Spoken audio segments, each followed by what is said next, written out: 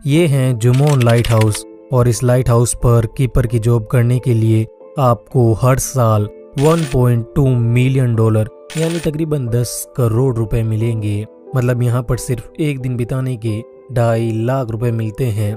और तो इस जॉब में ना तो आपका कोई मालिक है और ना ही किसी तरह की कोई पाबंदी है। जब चाहो तब खटिया डालकर सो जाओ, आसपास के नज़ारे देखो और मजे से मछली पकड़ो। और इतने पैसों के बदले पूरे दिन में काम सिर्फ इतना सा करना है कि इस लाइट हाउस के ऊपर जो लाइट जलती हैं वो बुझनी नहीं चाहिए, जो कि इतना कोई मुश्किल काम नहीं है, क्यों है ना। पर इस जॉब के सपने देखने से पहले जरा थोड़ा सा ठहरिए। फ्रांस के आइलैंड ऑफ बुसान से सिर्फ 300 मीटर दूर होने के बावजूद जुमोन लाइट हाउस पर पिछले 33 सालों से साल 1991 से कोई कीपर नहीं है और आज भी यहाँ कोई नौकरी नहीं करना चाहता। अगर इस जॉब के लिए किसी को डबल सैलरी भी दी जाए तो भी वो शायद ये काम नहीं करेगा। पर क्यों, आखिर क्यों जुमोन लाइट हाउस इतना खतरनाक है? और जुमोन तो छोड़िए, दुनिया के अधिकतर लाइट हाउस इतने ही खतरनाक होते हैं। वीडियो में आगे जब आप लाइट हाउस से जुड़ी कुछ खतरनाक किस्से और कहानियां सुनेंगे तो आपको इन सब सवालों के जवाब मिल जाएंगे। स्वागत है आपका साइनो पर।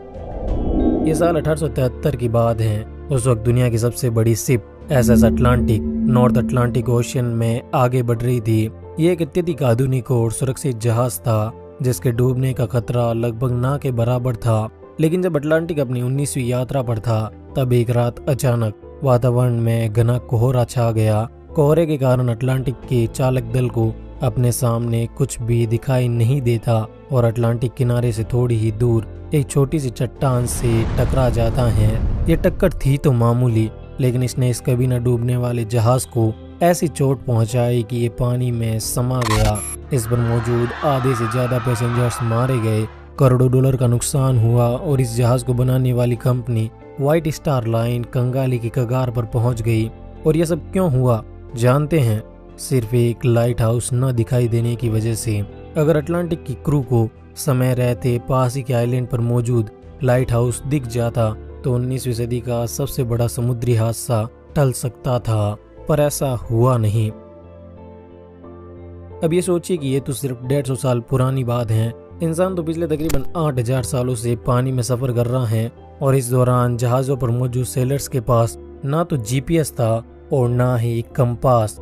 हजारों सालों तक ये सेलर्स सूरज और तारों की स्थिति की गणना कर अनंत समुद्र में रास्ता ढूंढते रहे। और इस दौरान प्राचीन दुनिया में अक्सर ऐसा होता था कि कप्तान अपनी क्रू के साथ समुद्र में निकलते और अचानक रात को कोई तूफान आता जिससे आसमान में बादल छा जाते और कप्तान को रास्ते का पता नहीं चलता, जिससे जहाज चट्टानों से टकराकर समुद्र में डूब जाता या फिर वो अंतहीन महासागर में भटक जाता। इतिहास में ऐसी हजारों कहानियां हैं जहां पर रात के अंधेरे में जहाज डूब गए। और एंशिएंट दुनिया में तो अधिकतर सभ्यताएं समुद्री व्यापार पर ही टिकी हुई थी, इसलिए उस वक्त के राजाओं के सामने ये हादसे एक बड़ी समस्या थी। और ठीक इसी समय इस कहानी में इजिप्ट का शहर अलेक्जेंड्रिया एंट्री लेता है।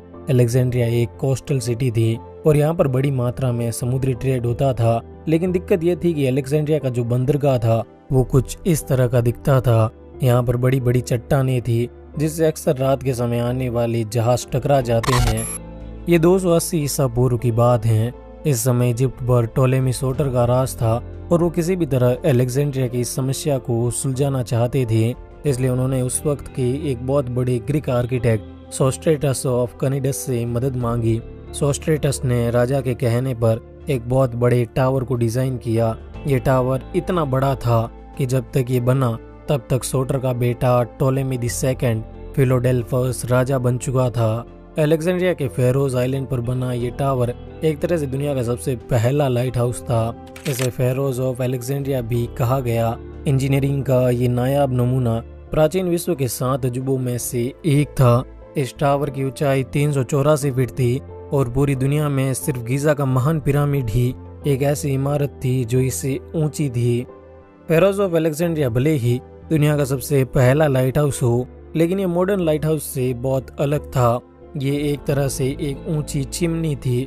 जाहिर सी बात है कि उस दौर में इलेक्ट्रिसिटी नहीं थी, इसलिए इस लाइट हाउस के सीट्स पर हमेशा लकड़ियां जलती रहती थी जिन्हें कंटिन्यूअस फ्यूल और वुडन सप्लाई की जाती थी। लेकिन यहाँ पर दिक्कत ये थी कि आग के द्वारा होने वाली ये रोशनी बहुत कमजोर थी और इससे मीलों दूर से आने वाले जहाज को मदद नहीं मिलती थी।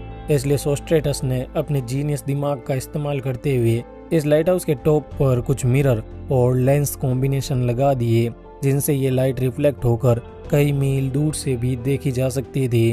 फेरोज ऑफ अलेक्जेंड्रिया के बनने के बाद अलेक्जेंड्रिया के तट पर होने वाले हादसों में काफी कमी आई, जिसके बाद कई एंशिएंट कोस्टल सिटीज में इस तरह के लाइट हाउस बने, जिनमें रोशनी के लिए ऑयल लैंप, गैस लैंप, लकड़ी और मोमबत्ती तक का इस्तेमाल हुआ।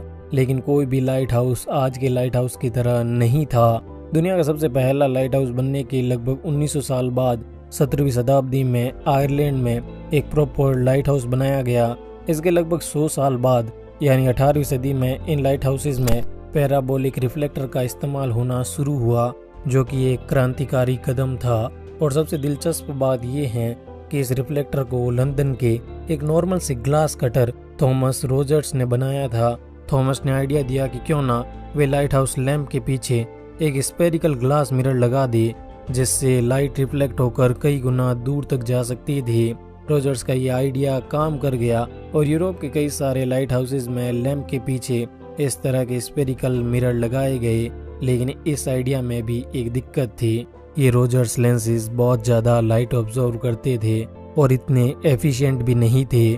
ठीक इसी वक्त कहानी में एक French physicist Augustine gene Fresnel आते हैं। साल 1811 में फ्रांस के रूलर नेपोलियन बोनापार्ट ने एक कमीशन ऑफ लाइट हाउस बनाई, जिसका मकसद लाइट हाउस टेक्नोलॉजी को एफिशिएंट बनाना था।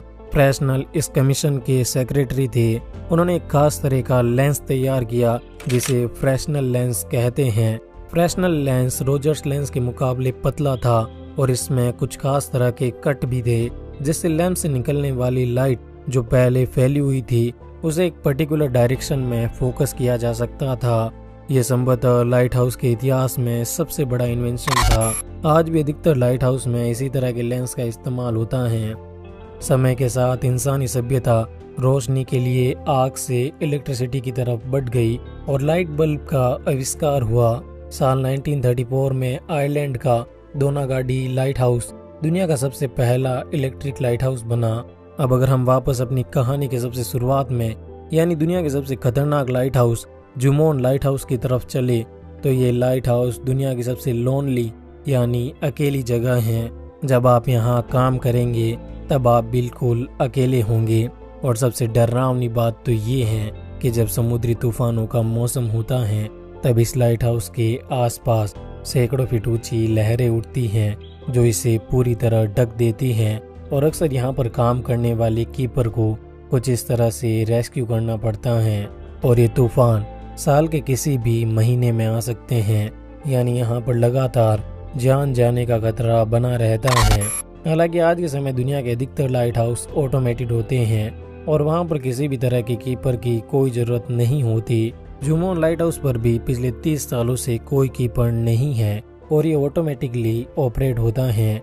दुनिया भर में ज्यादातर लाइट हाउस किसी आइलैंड पर या समुद्र के बीच मौजूद किसी ऐसी चट्टान पर बनाए जाते हैं जो अत्यधिक खतरनाक होती हैं। ये कुछ लाइट हाउस रेस्क्यू ऑपरेशंस की फोटोज देखिए। क्या आप अब भी यहाँ काम करेंगे?